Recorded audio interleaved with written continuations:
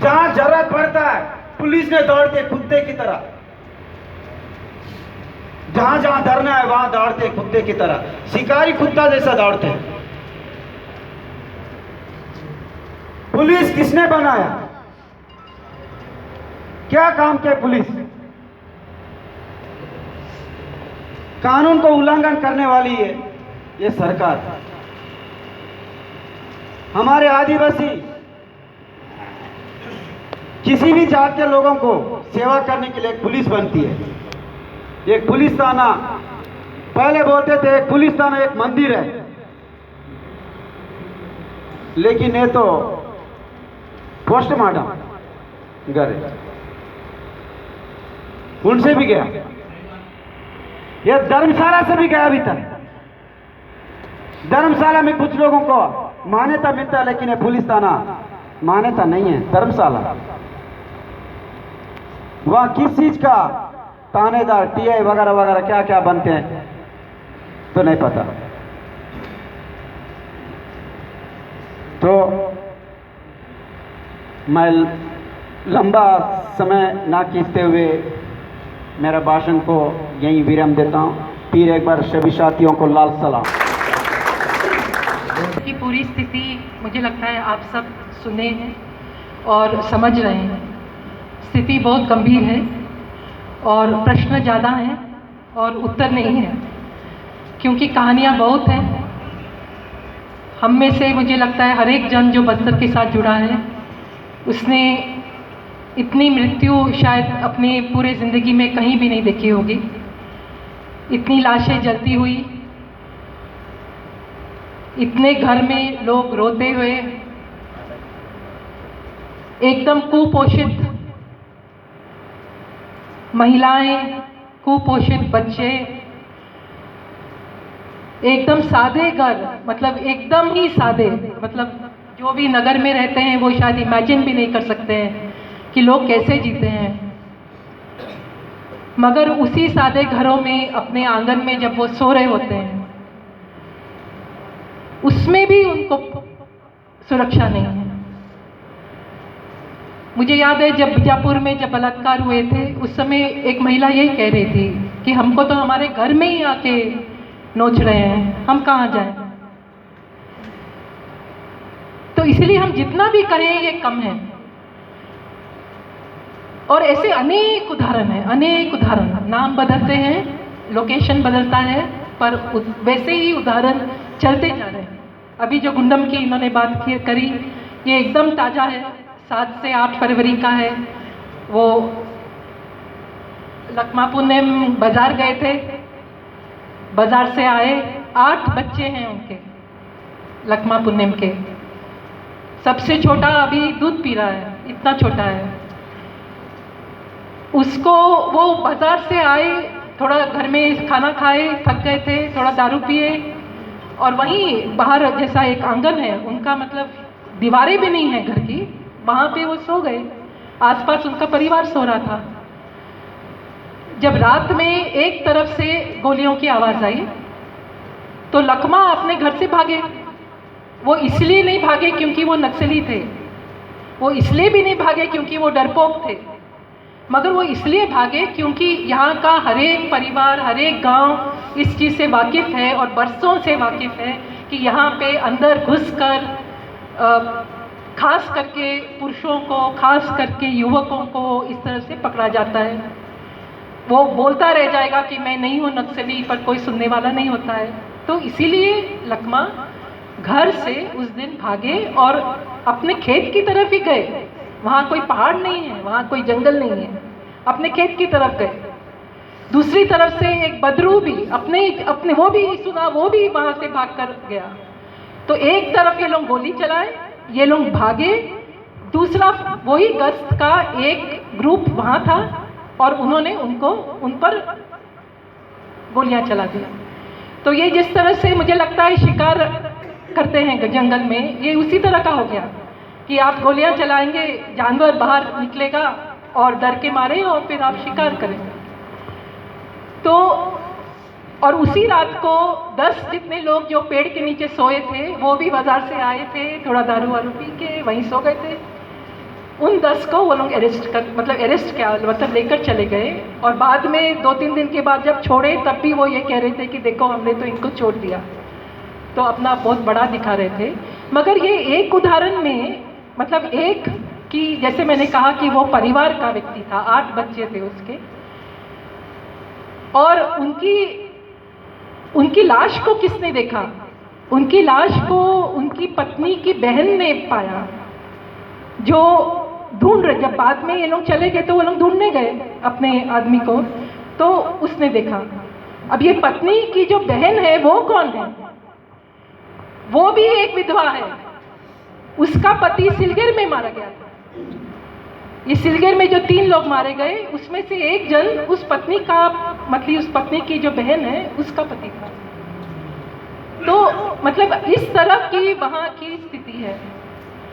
अब जब बहुत मुश्किल से जाके शिकायत भी लिखने जाते हैं तो थाना कहाँ है? सीआरपीएफ कैंप के अंदर है वहाँ पे, और रास्ते में ही हमको थानेदार मिलता है। ये जो राजेश की बात कर रहे हैं, थानेदार क्या कर रहा है? वो वहाँ रोड निर्माण चल रहा है, वो वहाँ पे काम कर रहा है।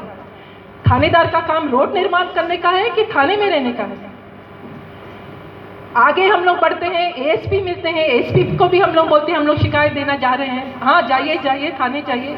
थाने जाते हैं, हम लोग को बाहर गेट के बाहर सीआरपीएफ खड़ा करता है कि आपको अंदर नहीं जाने दे सकते। वहाँ फिर लड़ाई होती है और महिलाएं सब कोई हम लोग अंदर जाती हैं, जाके देखती हैं थाना बंद है, ताला लगा है। वहाँ जाके हम लोग बैठते हैं जब तक टीआई नहीं आता है, फिर शिकायत देते हैं। शिकायत में रिसीप्ट भी नहीं वो देते हैं, रिसीप्ट का जो सील होता है वो भी नहीं मिला है। इतना सब करने के बाद केवल मुंशी का एक ऐसा वाला, और टीआई बैठा है, सामने बैठा है, उसको हम बोल रहे हैं कि सर आप साइन करिए इस पर। नहीं, मुंशी ने कर दिया है।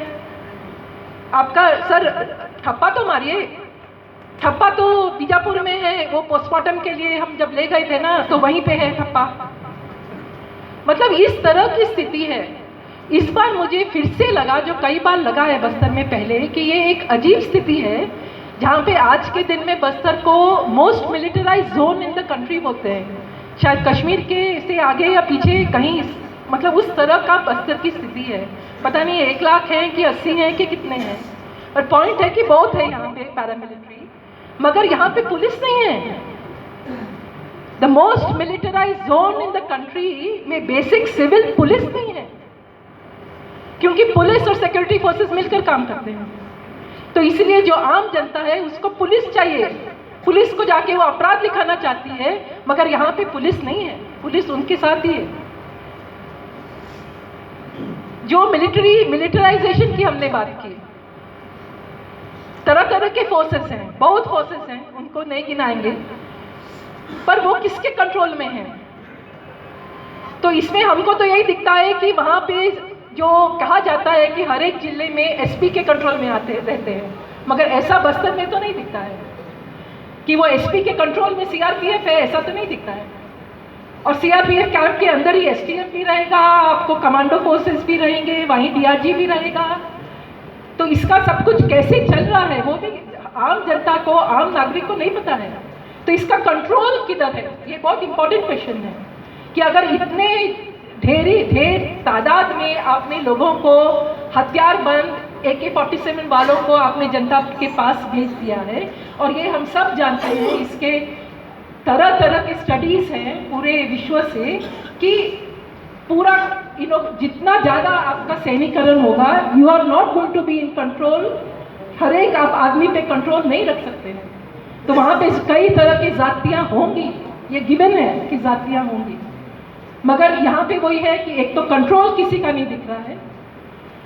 जो पूरा शालिनी बहन ने पूरा सारकेगुडा और एडेसबेटा की पूरी बात कही, तागमेटला की बात पूरी नंदिनी ने कही, इसमें से भी हमको दिख रहा है कि कमांड रिस्पॉन्सिबिलिटी का यहाँ पे कोई जिम्मेदारी नहीं है। और जब CDRO टीम को भी रोका गया तो हम लोग तो मिले थे, ASP को मिले थे, कलेक्टर को मिले थे, मगर हम लोग को रास्ते में ही जब रोका गया तो CRPF ने हमको यही कहा कि हम सेंट्रल फोर्स हैं, हम किसी SP का या किसी का सुनकर हम उनकी बात मान लेंगे, ऐसा नहीं है, हम तो सेंट्रल फोर्स हैं। तो इसलिए ये सवाल उठता है कि ये पूरा चीज़ का कंट्रोल किसके हाथ में है। और आज जब हम बस्तर में काम कर रहे हैं तो हम देखते हैं कि हर एक जिले में जो कलेक्टर है, जो एसपी है, ये बहुत जूनियर ऑफिसर्स हैं। जूनियर भी नहीं, ऐसे वो कलेक्टर एसपी बन गए हैं, मगर ये बहुत यंग लोग हैं, काफ़ी इनएक्सपीरियंस्ड है। जैसे पहले ज़माने में, मतलब 80 के दशक में जब हम लोग काम कर रहे थे कार्यकर्ता की तरह, तो उस समय जब हम जिलों में जाते थे तो अक्सर ये एक बहुत रिस्पॉन्सिबल ऑफिशियल्स उस समय मिलते थे। हालांकि वो लोग भी काफ़ी कुछ गड़बड़ भी करते थे, परंतु एक लगता था कि कोई आपको सुन रहा है या कोई। अभी क्या है कि सब यंग लोगों को वहाँ पे, इनएक्सपीरियंस टाइप के लोगों को वहाँ पे बिठा दिया है। एक तरह का केवल वो ऑर्डर, मतलब जो आ रहा है उसका वो लोग पालन कर रहे हैं बस। तो इसलिए ये प्रश्न तो हम लोग को पूछना पड़ेगा कि इसका कहाँ जारी है, इसका पूरा जो रियल, जो इसका जो कंट्रोल है, किसके पास है पावर। क्योंकि वहाँ पे तो विधायक लोग भी कुछ स्वतंत्र तौर पे कुछ भी करते हैं, ऐसा बस्तर में तो नज़र नहीं आया है। तो इसलिए वहाँ पे ये पूरा गवर्नेंस की भी पूरी बात कि आपका विधायक तो चुनाव में चुने जाते हैं, मगर उनका कोई वहाँ पे हस्तक्षेप नहीं, कोई जिम्मेदारी से कोई काम दिखता नहीं है वहाँ पे। तो वहाँ पे एक तरह से जब हम लोकतंत्र की बात करते हैं तो बहुत बड़ा एक प्रश्न चिन्ह है वहाँ पे कि किस तरह का लोकतंत्र, इसको लोकतंत्र भी कहें या नहीं कहें, ये यहाँ पे क्या चल रहा है, और लोगों के पॉइंट ऑफ व्यू से कि हम इससे बाहर कैसे आए, हमारी क्या मांगे होनी चाहिए, हम कैसे लड़ें। क्योंकि जैसे आपने सुना, लड़ाई में तो कभी नहीं है, लोग बहुत तैयार हैं और बहुत अपना समय दे रहे हैं, सालों साल दे रहे हैं। तो कहाँ, मतलब क्या कैसे किया जाए, ये कहीं तो सोचना पड़ेगा जन आंदोलनों के लोगों को। और जहाँ तक भूपेश बघेल के लिए जो चार्जशीट जो है, मुझे लगता है उसमें तो ये साफ दिख रहा है कि जो सरकार खुद कानून तोड़ती है, क्योंकि ये तो साफ है, मतलब कौन सा कानून वो फॉलो कर रहे हैं। अभी आप विकास के नाम पे वहाँ बहुत कुछ कर रहे हैं, पर आप लोगों को पूछ ही नहीं रहे हैं कि उनको कैसा विकास चाहिए। तो इसलिए जो कुछ भी आप वहाँ इंफ्रास्ट्रक्चर क्रिएट कर रहे हैं, उसमें भविष्य में भी तकलीफ आ सकती है इनको, बड़े बड़े रोड्स जो बन रहे हैं उससे तकलीफ आ सकती है। तो इसीलिए उनको तो ये पूछना पड़ेगा कि आपने एग्जैक्टली क्या किया है बस्तर के लिए। और जो सबसे बड़ी बात, मतलब हम किसी भी मनुष्य का विकास होगा अगर वो जिंदा रहेगा। अगर वो जिंदा ही नहीं है या उसको उतनी भी सुरक्षा ही नहीं है कि मेरा नेचुरल डेथ होगा, मैं कल भी मर सकता हूँ, मेरा घर का कोई भी आदमी कभी भी मर सकता है, उस तरह का वो एक पूरी तरह से असुरक्षित मानसिकता में अगर कोई जी रहा हो, तो उसमें तो फिर हमको यही कहना पड़ेगा कि भूपेश बघेल की सरकार भी बहुत बुरी तरह से बस्तर में फेल हुई है लोगों के पॉइंट ऑफ व्यू से। उनके पॉइंट ऑफ व्यू से उन्होंने जरूर वहाँ पे कॉरपोरेट्स का उन्होंने काम आसान कर दिया है, सभी कानून, ये पैसा इत्यादि को पूरा नज़रअंदाज करके, और लोगों को भी ये समझ में आ रहा है कि ये पूरे कैंपों का जो पूरा जाल वहाँ पे बिछाया गया है, ये केवल माओइस्ट के लिए तो नहीं है, क्योंकि माओइस्ट की संख्या खुद आज के दिन में, ऐसे कई रिपोर्ट्स हैं जो कह रहे हैं कि माओइस्ट की संख्या बहुत कम है। ऐसे कई इलाके हैं जहाँ से वो अपना नियंत्रण भी उनका नहीं रहा। तो केवल माओवाद के नाम पर वो आज के दिन में कैंप पर कैंप वो लोग वहाँ ला रहे हैं, और अहिंसक आंदोलनों को भी वहाँ पे माओवाद कहकर उससे उसकी तरफ भी अपनी जिम्मेदारी से वो हट रहे हैं। तो ये तो उनका पूरा, मतलब एक तरह से एम्परर इज नेकेड बोलते हैं, राजा नंगा हो गया है, तो वो तो दिख रहा है कि उसमें और क्या जोड़े नहीं भी जोड़े, मतलब वो तो साफ दिख रहा है कि वो ना ही सच्चाई के प्रति समर्पित रहे, ना ही वो न्याय के प्रति समर्पित रहे। तो ये तो दिख रहा है। लोगों की केवल जिंदगी के पॉइंट ऑफ व्यू से एक मेन मांग और एक मेन चार्जशीट में भी जो मेन मुझे लगता है पॉइंट, वो यही मतलब मेरे पॉइंट मुझे लगता है कि वो होगा कि जब इतनी हिंसा से बस्तर गुजर चुका था और उनकी इस ऐसी पॉलिसीज़ के कारण, जिसमें कांग्रेस भी साथ में थी, जो सलवा-जुडूम में तो कांग्रेस भी साथ में थी, मगर 2005 से 2018 तक बहुत हिंसा हो चुकी थी बस्तर में। फिर भूपेश सरकार आई, फिर उन्होंने वादा किया कि हम पॉलिटिकल डायलॉग करेंगे, तो उनसे तो ज़रूर ये सवाल चार्जशीट में पूछा जाना पड़ेगा कि अगर आप केवल सैन्यकरण कर रहे हैं और आप पॉलिटिकल डायलॉग नहीं आपने किया, ना ही अगर आप उसमें मानते हैं, तो फिर तो एक आप डायरेक्ट हत्या और डायरेक्ट फोर्स की आपने एक मतलब रास्ता आपने जोर जबरदस्ती वाला रास्ता आपने अपनाया है। तो इसीलिए पॉलिटिकल डायलॉग आपने नहीं किया तो एक्चुअली कोई भी डिफरेंस नहीं रहा फिर, मतलब कांग्रेस में और बीजेपी में, एक्सेप्ट ये सेक्युलरिज्म वाले मुद्दे पर नहीं तो फिर कोई डिफरेंस एक नहीं दिखता है। तो और मतलब बहुत चीज़ें कह सकते हैं, बहुत कुछ है। मैं इतना ही कहूँगी कि एक तरफ की मतलब आग वहाँ पे है, लोग जल रहे हैं वहाँ पर, बहुत बहुत खराब स्थिति है और न्याय का वहाँ पे कुछ प्रबंध नहीं है। जिस तरह से पुलिस व्यवस्था नहीं है वहाँ पे, वहीं उसी तरह कोर्ट में भी हालत बहुत बुरी है। तो वो एक चुंगल से निकलते हैं, दूसरे चुंगल में फंसते हैं। कोर्ट में भी अधिकांश वकील खून चूसते हैं, बहुत पैसा चार्ज करते हैं और कोर्ट की प्रक्रिया खुद ऐसी होती है कि एक सच्चा वकील भी उससे फ्रस्ट्रेट हो जाता है लड़ के, क्योंकि हर एक छोटी छोटी बातों पे लड़ाई लड़नी पड़ती है और वो इस प्रकार के माहौल में काम कर रहा होता है कि जो काफ़ी अलग तरह का एक माहौल होता है, क्योंकि उन वकीलों को अक्सर उतनी चिंता नहीं रहती कि वो इस ढंग से न्याय पाए।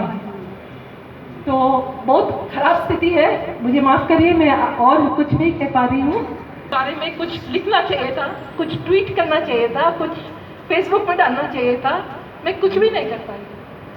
मतलब इस तरह की आपकी हालत हो जाती है वहाँ, आप थक जाते हैं, आप देखकर मतलब आप बहुत ही बुरी, मतलब एक तरह की आपकी मानसिक स्थिति हो जाती है कि आप कुछ और अगर हमारी ऐसी हो जाती है तो जनता की, लोगों की कैसी होती होगी, आप सोच सकते हैं। तो इतना कह के बहुत बहुत धन्यवाद आदरणीय बेला जी।